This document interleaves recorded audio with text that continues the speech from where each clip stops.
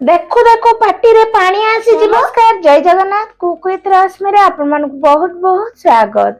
आज मु आपण मानक पई नै आछि कंचा आंब रे दुई प्रकार रेसिपी जहा कि बनेଇବା बहुत सहज आ खाया पई बहुत टेस्टी लागिवो। आपण माने थरे एई रेसिपी को निहाती ट्राई करंतु। जदि आपण मानक मोर एई रेसिपी टी पसंद आसे ताले प्लीज वीडियो टी को लाइक करंतु शेयर करंतु आ चैनल रे जदि नुआ आछंती ताले प्लीज चैनल को सब्सक्राइब करिया को बिल्कुल भी भूलंतुनी। आ पाखरे थिबा बेल आइकन को क्लिक करि दियंतु जहा द्वारा मोर नुआ नुआ वीडियो रो नोटिफिकेशन आपनक पाखरे प्रथमे पहुंचू। चलंतु ताले रेसिपी स्टार्ट करिया। फास्ट देखंतु मु एटी दुईटी बड़ साइज रो कंचा आंब नेइची। आमे ए कंचा आंब को नेकी दुई प्रकार रेसिपी बनेबा। प्रथमे गोटे आंब को मु साइड कर नेली आ दुईटी आंब को मोटे धोई कि नेइतिली। प्रथमे आमे तार बंखी साइड को काटी नबा आ तार चुप्पा को एटी पिलर सहायता रे छड़ी नबा।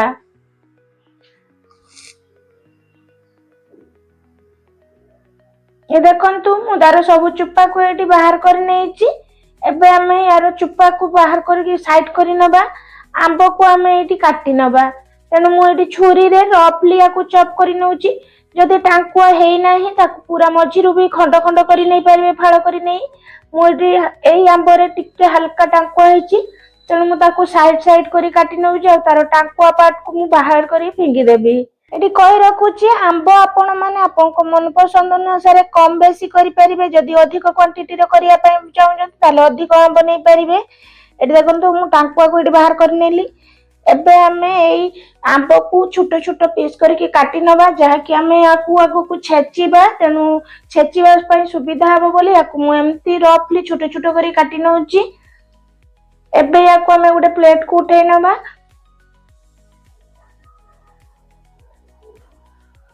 एबे याको हमें छेचिबा। छेचिया पय गोटे छोटो हेमदस्ता बा छेचा नबा। आपन को आडे याको कोन कोनती प्लीज कहिबेटनी। एबे हमें प्रथमे अल्प अल्प करी आंब दबा। प्रथम रु अधिक आंब देबेनी। एबे मु आंब देला परे गोटे छोटो प्याज काटी दे देइची। 4-5 कला रसुण, 1 इंच रो अदा आ कंचा लंका एडी गोटे देइची माने पाचिला लंका। आपन कंचा लंका ग्रीन कलर नै परिबे भी। बस याकू देई हमें छेची नबा प्रथमे अल्प समय। ए देखंतु अल्प छेचिला परे पुणी आंब को ऐड करूची। एका थरे सब आंब को देबेनी नहले छेचिबा पय असुविधा हबो। एबे स्वाद अनुसार लूण दबा आ एडी मीठा पय मु 2 चम्मच गुड़ नेइची माने गुड़र पाउडर बा जेगरी पाउडर नेइची। आपण माने चाहिले एडी चीनी भी देई परिबे। तापरे पुणी ताकू एम्ति छेंची नबा आ पुणी मु ताकू मझिरे भी आंब जो थिला ताकू देई छेंची नेइची।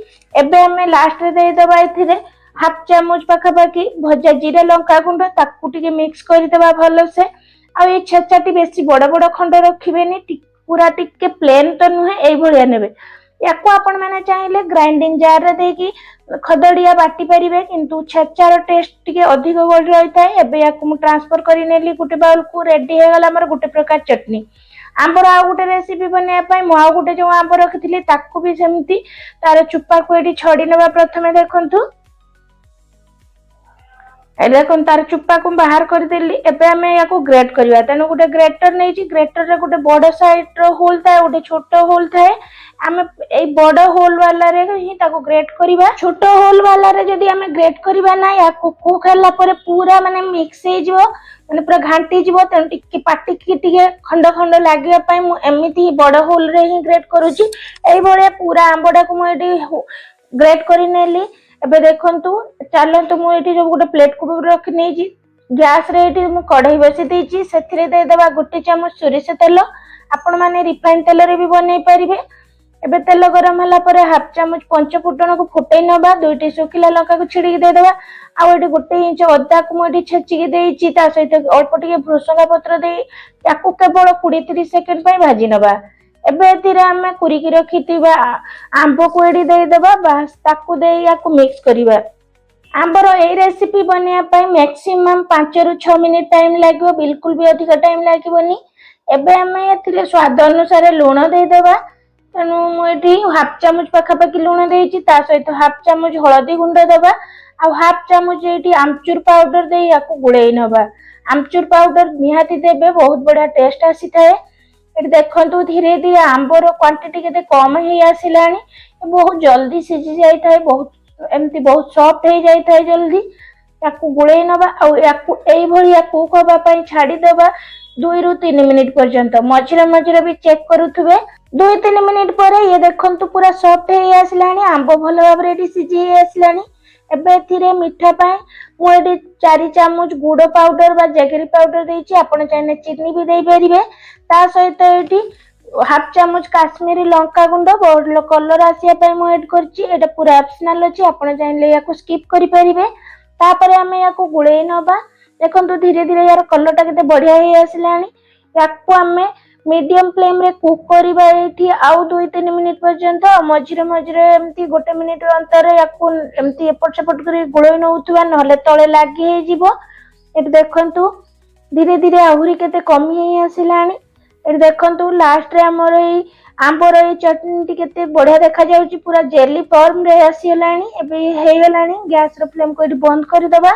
आ देखंतु केते बढ़िया देखा जाउची यार कलरटा याको एबे हमें सर्व करि नबा तेन मु एठी गुटे बाउल को सर्व करि नउची देखिले तो केते कम टाइम रे हमर दुई प्रकार आंबर चटनी रेडी हे गला देखंतु गुटे कंचा आंबर चटनी ता सहित आ गुटे हमें कुक करिकि नैचे चटनी बा आंब खट्टा भी आपण माने कहि परिबे देखंतु यार टेक्सचर टा केते बढ़िया आइची एबे तो बहुत सारा कंचा आंब मिलुथबो ताले आपण माने एई भलिया दुई प्रकार चटनी निहाती बनांतु कंचा आंब रे खाया पाए बहुत टेस्टी लागिवो बनेबा तो देखले बहुत सिंपल अछि मात्र 4 ରୁ 5 मिनिट भीतर रेडी करि परिबे एई चटनी को याको आपण माने भात रोटी सबुथिरे खाई परिबे बहुत बढ़िया टेस्टी लागता है याको बनातु और केमिति लागला प्लीज कमेंट सेक्शन में निहाती जणैबे वीडियो को प्रथम रु लास्ट पर्यंत देखिथिबारु धन्यवाद आ सांग माने ए पर्यंत जदी सब्सक्राइब करि नांती प्लीज सब्सक्राइब कर दियंतु सब्सक्राइब करिया पई किछि भी पैसा पड़ी न थाए रहुची नमस्कार जय जगन्नाथ।